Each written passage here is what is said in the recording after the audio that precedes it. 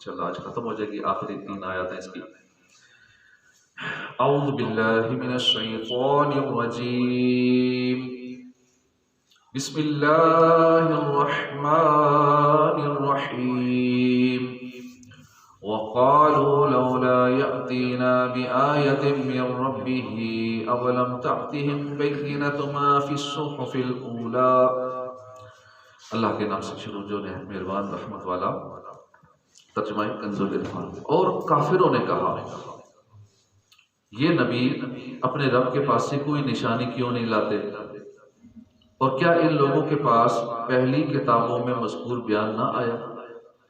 کثیر نشانیاں آ جانے اور معجزات کا متواتر ظہور ہونے کے باوجود کفار ان سب سے اندھے بنے، اور انہوں نے حضور کی نسبت یہ کہہ دیا کہ آپ اپنے رب کے پاس سے کوئی ایسی نشانی کیوں نہیں لاتے جو آپ کی نبوت صحیح ہونے پر دلالت کرے۔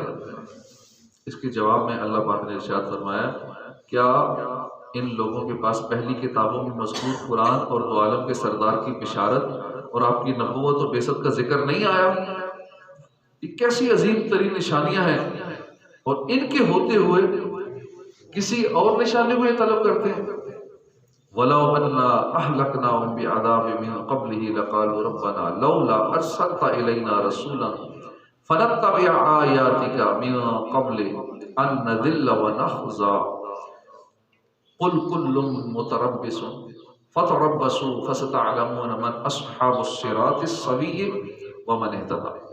اور اگر ہم انہیں رسول کے آنے سے پہلے کسی عذاب سے ہلاک کر دیتے تو ضرور کہتے، اے ہمارے رب تو نے ہماری طرف کوئی رسول کیوں نہ بھیجا کہ ہم ذلیل و رسوا ہونے سے پہلے تیری آیتوں کی پیروی کرتے۔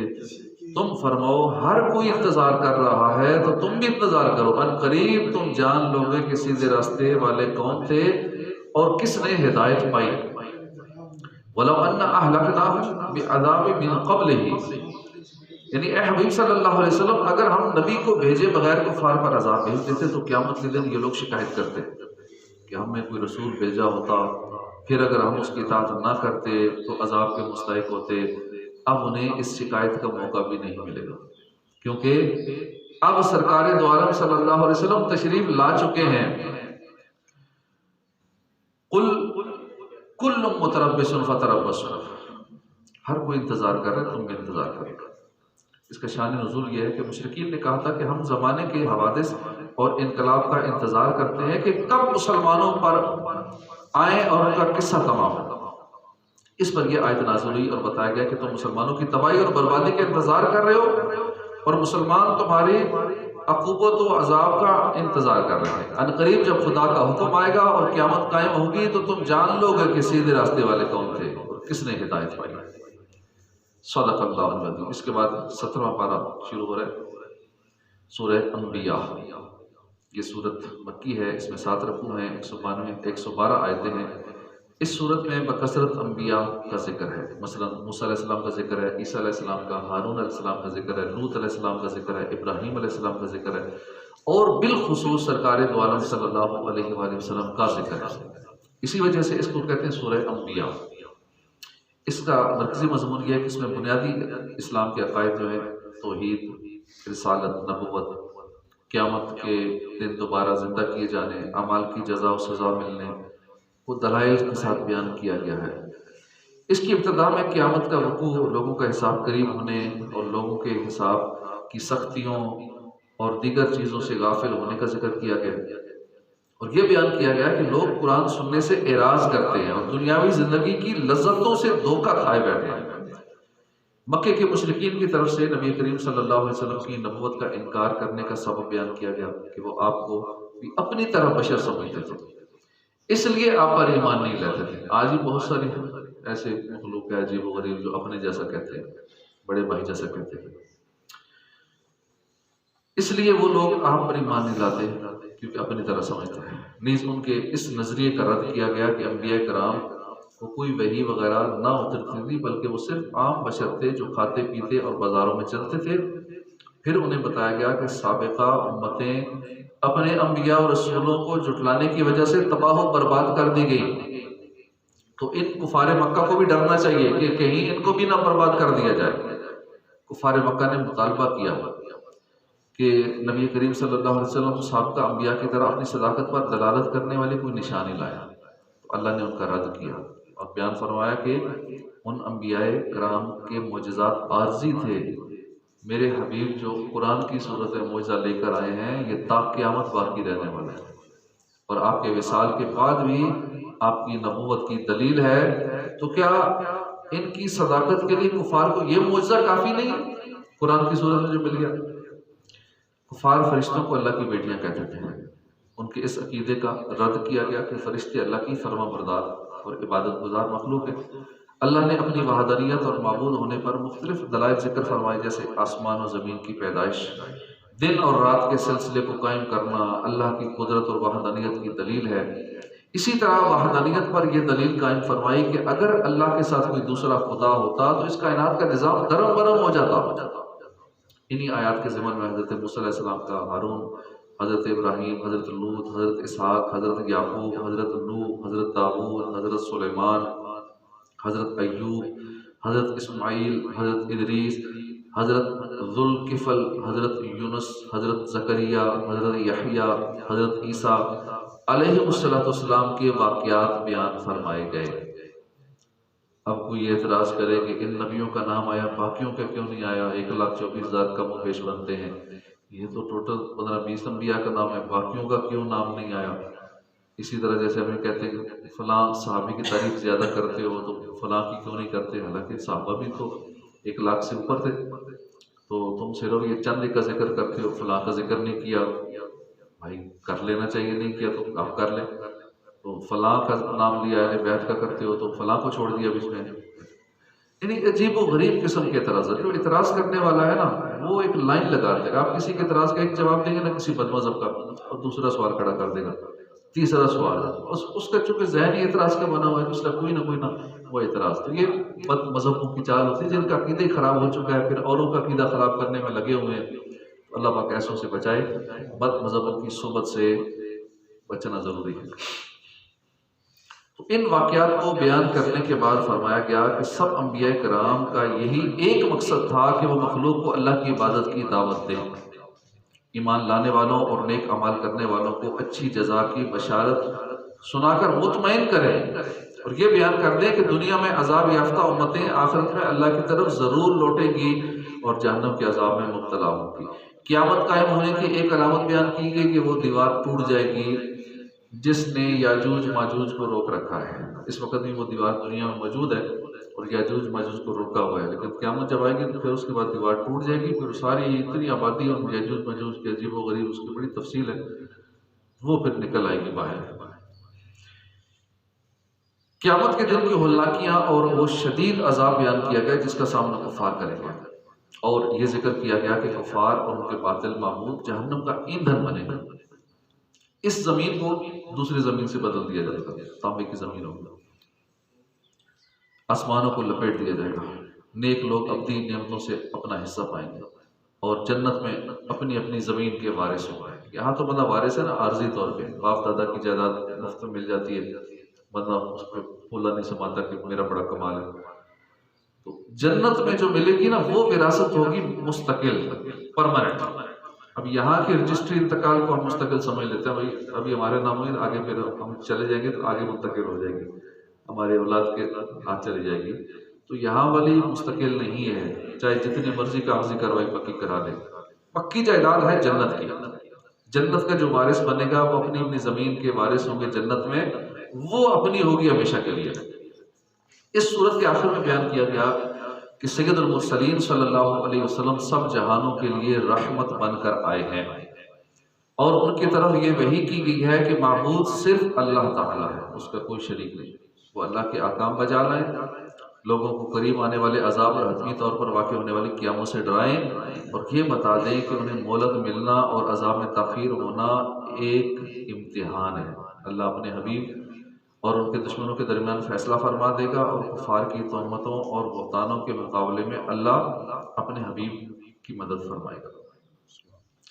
سورہ انبیاء کی اپنے سے ماقبل سورہ طٰہٰ کے ساتھ مناسبت یہ ہے کہ سورہ طٰہٰ کے آخر میں قیامت کے آنے سے خبردار کیا گیا، اور سورہ انبیاء کی ابتدا میں بھی قیامت کے آنے سے خبردار کیا گیا۔ اسی طرح سورہ طٰہٰ میں یہ بیان کیا گیا تھا کہ دنیا کی زیب و زینت اور آرائش کی طرف نظر نہیں کرنی چاہیے، کیونکہ یہ سب زائل ہونے والی ہے۔ دنیا کی کوئی بھی آپ زیب و زینت دیکھیں، ڈیکوریشن دیکھیں، سجاوٹ دیکھیں، خوبصورت بلڈنگیں دیکھیں، تو یہی ذہن میں لائیں یہ فنا ہو جائے گی، یہ سب عارضی ہے، یہ سب ختم ہو جائے گا، اور آخرت کا جو معاملہ ہے وہ مستقل ہے۔ تو سورہ انبیاء کی ابتدا میں بھی قیامت کے حوالے سے خبردار کیا گیا ہے۔ سورہ انبیاء میں یہ بیان کیا گیا کہ لوگوں کا حساب قریب ہے، اور اس کا تقاضا یہ ہے کہ دنیا کی فانی نعمتوں میں دل لگانے کی بجائے ان چیزوں کی تیاری کی طرف توجہ دینی چاہیے جن کا ہم سے حساب لیا جائے گا۔ جس کا حساب لیا جانا ہے ادھر توجہ ہی نہیں ہے، جس کے بارے میں پوچھا ہی نہیں جانا ہے سارا دن اسی پہ بحث کرتے رہتے ہیں، سارا دن اسی پہ تبصرے کر رہے ہیں۔ اقترب للناس حسابهم وهم فی غفلۃ معرضون، لوگوں کا حساب قریب آ گیا اور وہ غفلت میں منہ پھیرے ہوئے۔ اس آیت کی شان نزول کے بارے میں قول یہ ہے کہ یہ آیت ان لوگوں کے بارے میں نازل ہوئی جو مرنے کے بعد دوبارہ زندہ کیے جانے کو مانتے نہیں تھے۔ دوسرا قول یہ ہے کہ اس آیت میں اگرچہ اس وقت کفار قریش کی طرف اشارہ کیا گیا، لیکن لفظ الناس، اقترب للناس، یہ عموم ہے، اس میں عموم ہے اور اس سے مراد تمام لوگ ہیں۔ یہاں قیامت کے دن کو گزرے ہوئے زمانے کے اعتبار سے قریب فرمایا گیا، کیونکہ جتنے دن گزرتے جاتے ہیں آنے والا دن قریب ہوتا جاتا ہے۔ اس آیت کا خلاصہ یہ ہے کہ لوگوں نے دنیا میں جو بھی عمل کی ہیں، ان کے بدنوں، ان کے جسموں، ان کے کھانے پینے کی چیزوں، ان کے ملبوسات میں، ان کی دیگر ضروریات پوری کرنے کے لیے اللہ نے انہیں جو بھی نعمتیں عطا کی ہیں، ان کے حساب کا وقت روز قیامت قریب آ گیا ہے۔ کپڑوں کا بھی حساب ہوگا، کھانے پینے کا بھی حساب ہوگا، جتنی سہولتیں ملی ہیں ان کا بھی حساب ہوگا۔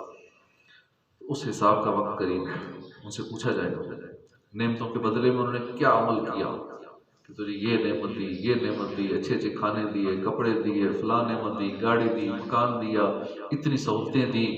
جتنی نعمتیں زیادہ اتنا حساب زیادہ۔ ہر نعمت کے بارے میں پوچھا جائے گا کہ اس کے بدلے میں کیا کیا، آیا انہوں نے اللہ کی اطاعت کی اور اس کے دیے ہوئے حکم پر عمل کیا، اور جس چیز سے اس نے منع کیا اس سے رک گئے، یا انہوں نے اللہ کے حکم کی مخالفت کی۔ اس سنگین صورتحال کے باوجود لوگوں کی غفلت کا یہ حال ہے کہ اپنا محاسبہ کیے جانے سے اور قیامت کے دن پیش آنے والی عظیم مصیبتوں اور شدید ہولناکیوں سے بے فکر ہے، موج مستی میں لگے ہوئے، تیاری کرنے سے منہ پھیرے ہوئے، اور انہیں اپنے انجام کی بالکل کوئی پرواہ ہی نہیں۔ یہاں اگرچہ کفار کی روش کو بیان کیا گیا، لیکن افسوس فی زمانہ مسلمانوں میں بھی یہی حال ہے۔ قیامت کے دن اپنے اعمال کے حساب سے غفلت بہت عام ہو چکی ہے، اور آج انہیں بھی جب نصیحت کی جاتی ہے اور موت کی تکلیف، قبر کی تنگی، قیامت کی ہولناکی، حساب کی سختی، جہنم کے دردناک عذاب سے جب ڈرایا جاتا ہے تو یہ عبرت اور نصیحت حاصل کرنے کے بجائے منہ پھیر کر گزر جاتے ہیں۔ حالانکہ مسلمان کی یہ شان نہیں ہے، مسلمان کو دعوت دی جاتی ہے، پتہ ہمیں نماز پڑھنی ہے، ٹھیک ہے، ضرورت نہیں بتانے کی۔ یہ مسلمان اس طرح کی حرکتیں کر رہے ہیں، یہ تو مسلمان کی شان نہیں ہے۔ وہ ایسا طرز عمل اختیار کرے جو کافروں مشرکوں کا شیوہ ہے، یہ تو ایسا کام ہے۔ امام غزالی فرماتے ہیں کہ اے انسان، تجھے اپنے کریم رب کے بارے میں کس چیز نے دھوکے میں ڈال رکھا ہے کہ تو دروازے بند کر کے، پردے لٹکا کر، لوگوں سے چھپ کر فسق و فجور اور گناہوں میں مبتلا ہو گیا۔ تو لوگوں کے خبردار ہونے سے ڈرتا ہے، حالانکہ تجھے پیدا کرنے والے سے تیرا کوئی حال چھپا ہوا نہیں، جب تیرے اعضاء تیرے خلاف گواہی دیں گے، اور جو کچھ تو لوگوں سے چھپ کر کرتا رہا، کنڈیاں لگا کر کرتا رہا، دروازے بند کر کے کرتا رہا، وہ سب ظاہر کر دیں گے، تیرے اعضاء ہی کافی ہیں گواہی دینے کے لیے۔ تو اس وقت کیا کرے گا؟ اے غفلوں کی جماعت، تمہارے لیے مکمل خرابی ہے۔ اللہ تعالیٰ تمہارے پاس سید المرسلین صلی اللہ علیہ وسلم کو بھیجے اور آپ پر روشن کتاب نازل فرمائے جس میں ہر چیز کی تفصیل موجود ہے، اور تمہیں قیامت کے اوصاف کی خبر دے، پھر تمہاری غفلت سے بھی تمہیں آگاہ کرتے ہوئے ارشاد فرمائے اقترب للناس حسابهم وهم فی غفلۃ معرضون، کہ لوگوں کا حساب قریب آ گیا اور غفلت میں منہ پھیرے ہوئے۔ پھر وہ ہمیں قیامت قریب ہونے کے بارے میں بتاتے ہوئے فرمائے کہ اقتربت الساعۃ وانشق القمر، قیامت قریب آ گئی، چاند پھٹ گیا، اور ارشاد فرمائے انہم یرونہ بعیدا ونراہ قریبا، بے شک وہ اسے دور سمجھ رہے ہیں، ہم اسے قریب دیکھ رہے ہیں۔ اور ارشاد فرمائے وما یدریک لعل الساعة تکون قریبا، اور تم کیا جانو شاید قیامت قریب ہی ہو۔ اس کے بعد تمہاری سب سے اچھی حالت تو یہ ہونی چاہیے کہ تم اس قرآن عظیم کے دیے ہوئے درس پر عمل کرو، لیکن اس کے برعکس تمہارا حال یہ ہے کہ تم اس قرآن کے معنی میں غور و فکر نہیں کرتے، روز قیامت کے بے شمار اوصاف اور ناموں کو عبرت کی نگاہ سے نہیں دیکھتے، اور اس دن کی مصیبتوں سے نجات حاصل کرنے کے لیے کوشش نہیں کرتے۔ ہم اس غفلت سے اللہ کی پناہ چاہتے ہیں، دعا کرتے ہیں کہ اللہ تعالیٰ اپنی وسیع رحمت سے اس غفلت کو دور فرماتے ہیں۔ ہر مسلمان کو اس فانی دنیا سے بے رغبت ہونا چاہیے، نیک اعمال کی کثرت کرنے کی کوشش کرنی چاہیے۔ دنیا سے بے رغبتی جس کو مل جائے نا بہت خوش نصیب ہے، دنیا کی طرف رغبت نہ رکھے ورنہ مطلب بہت غافل ہو جاتا ہے۔ حضرت عامر بن ربیعہ سے روایت ہے کہ ایک عربی ان کے پاس آیا، آپ نے اس کا نہایت اکرام کیا اور اس کے متعلق حضور اکرم صلی اللہ علیہ وسلم سے کلام کیا۔ وہ شخص جب دوبارہ حضرت عامر بن ربیعہ کے پاس آیا، اس نے کہا کہ میں نے رسول اللہ صلی اللہ علیہ وسلم سے ایک وادی طلب کی ہے جس سے بہتر عرب میں کوئی وادی نہیں، میں چاہتا ہوں کہ تمہارے لیے اس میں سے کچھ حصہ علیحدہ کر دوں جو تمہارے اور تمہاری اولاد کے کام آئے۔ حضرت عامر بن ربیعہ نے کہا کہ ہمیں تیری جائیداد کی کوئی ضرورت نہیں ہے، کیونکہ آج ایک سورت نازل ہوئی ہے، اس نے ہمیں دنیا کی لذتیں بھلا دی اور اس میں یہ آیت ہے اقترب للناس حسابهم وهم فی غفلۃ معرضون، لوگوں کا حساب قریب ہے اور غفلت میں منہ پھیرے ہوئے۔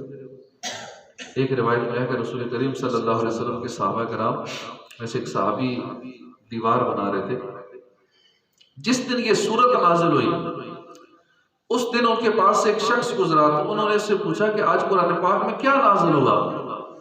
اس نے بتایا کہ آج قرآن پاک میں یہ آیت یہ سورت نازل ہوئی ہے اور اس میں یہ آیت مبارکہ ہے اقترب للناس حسابهم وهم فی غفلۃ معرضون، لوگوں کا حساب قریب آ گیا اور وہ غفلت میں منہ پھیرے ہوئے۔ ان صحابی نے جب یہ سنا ادھر ہی ہاتھ جھاڑ دیے، دیوار کا کام روک دیا، اپنی تعمیرات روک دی، کہا اللہ کی قسم جب حساب قریب ہے تو ہم دیوار نہیں بنیں گی، بس جتنی تعمیرات کر لی اب آگے نہیں بنانی۔ ہم نے تو کتنے اگلے پلان کیے، ابھی گھر بنانا ہے، تبھی اپنا بنانا ہے، پھر بچوں کا بنانا ہے، تو پھر ہر بچے کا الگ الگ بنانا ہے، تو کتنی پلاننگز ہم نے کی ہوتی۔ جب آیت آ چکی اقترب للناس حسابهم وهم فی غفلۃ معرضون، تو پھر آخرت کی تیاری کی جائے، آخرت کے محلات کی کوشش کی جائے۔ اللہ تعالیٰ سے دعا ہے اس کی توفیق سے ہمارے دلوں میں بھی دنیا سے بے رغبتی پیدا ہو جائے، آخرت کی فکر پیدا ہو جائے اور ہم بھی اپنی اخروی زندگی بہتر سے بہتر بنانے کی کوششوں میں مصروف ہو جائیں۔ ابھی تک ہم جو کچھ کر رہے ہیں ہم صرف دنیا بہتر بنانے کے لیے لگے ہوئے، سارا دن کوششیں ہیں دنیا کی بہتری کے لیے۔ آخرت کی بہتری کے لیے کتنا وقت ہے ہر بندہ غور کر لے کہ دنیا کے لیے میں اتنے گھنٹے دے رہا ہوں، اپنی آخرت کی بہتری کے لیے اتنے گھنٹے دے رہا ہوں، تو سارا کچھ سامنے آ جاتا ہے۔ ما یأتیہم من ذکر من ربہم محدث الا استمعوہ وہم یلعبون، جب ان کے پاس ان کے رب کی طرف سے کوئی نئی نصیحت آتی ہے اسے کھیلتے ہوئے سنتے ہیں، توجہ نہیں، اللہ کی بات رب کی بات توجہ سے نہیں سنتے۔ یعنی جب اللہ کی طرف سے قرآن مجید میں نصیحت آمیز کوئی ایسی آیت نازل ہوتی ہے جو انہیں اعلیٰ طریقے سے اخروی حساب کی یاد دلائے اور اس سے غفلت کے شکار ہونے پر کامل طریقے سے تنبیہ کرے، اس میں غور و فکر کر کے عبرت اور نصیحت حاصل کرنے اور اپنی غفلت دور کرنے کی بجائے کھیلتے ہوئے سنتے ہیں، مذاق مسخری کرتے ہوئے سنتے ہیں اور آنے والے وقت کے لیے کچھ بھی تیاری نہیں کرتے۔ لاہیۃ قلوبہم واسر النجوى الذین ظلموا هل هذا الا بشر مثلکم افتأتون السحر وانتم تبصرون، ان کے دل کھیل میں پڑے ہوئے ہیں اور ظالموں نے آپس میں خفیہ مشورہ کیا کہ یہ نبی تمہارے جیسے ایک آدمی ہے، تمہارے جیسے آدمی ہی تو ہیں، کیا تم خود دیکھنے کے باوجود جادو کے پاس جاتے ہو؟ دل کھیل میں پڑے ہونے سے مراد یہ ہے کہ وہ اللہ کی یاد سے غافل ہیں۔ بعض مفسرین فرماتے ہیں کہ جو دل دنیا کے اعمال میں مشغول ہو، آخرت کے اعمال سے غافل ہو، وہ کھیل میں پڑا ہوا ہے۔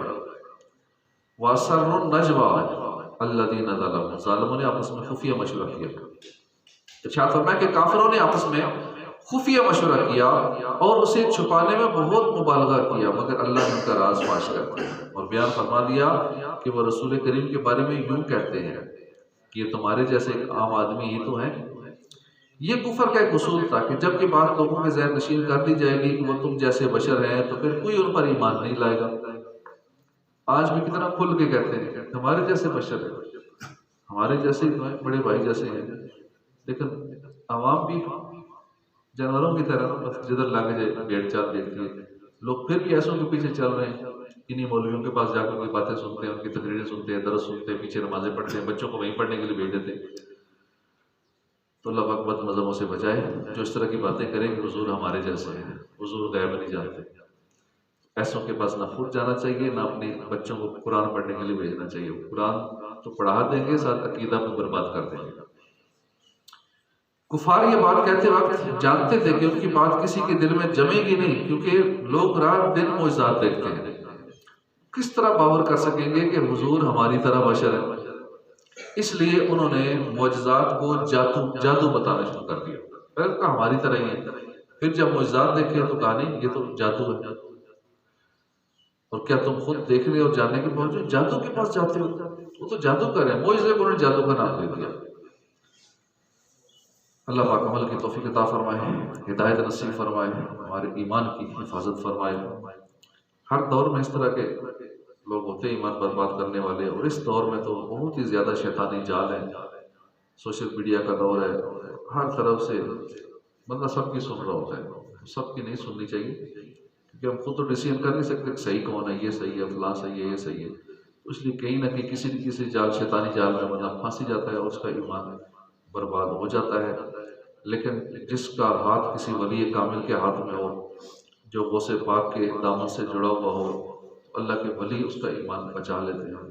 امیر اہل سنت غوث پاک کے مریدوں میں شامل کرتے ہیں، تو غوث پاک کا چاہنے والا، غوث پاک کا غلام، ولیوں سے محبت کرنے والا، داتا صاحب کو چاہنے والا، وہ بچ جاتا ہے، باقی کہیں نہ کہیں پھنسی جاتے ہیں۔ اللہ پاک ہمارا ایمان سلامت رکھے، آمین بجاہ النبی الامین صلی اللہ تعالی علیہ وآلہ وسلم۔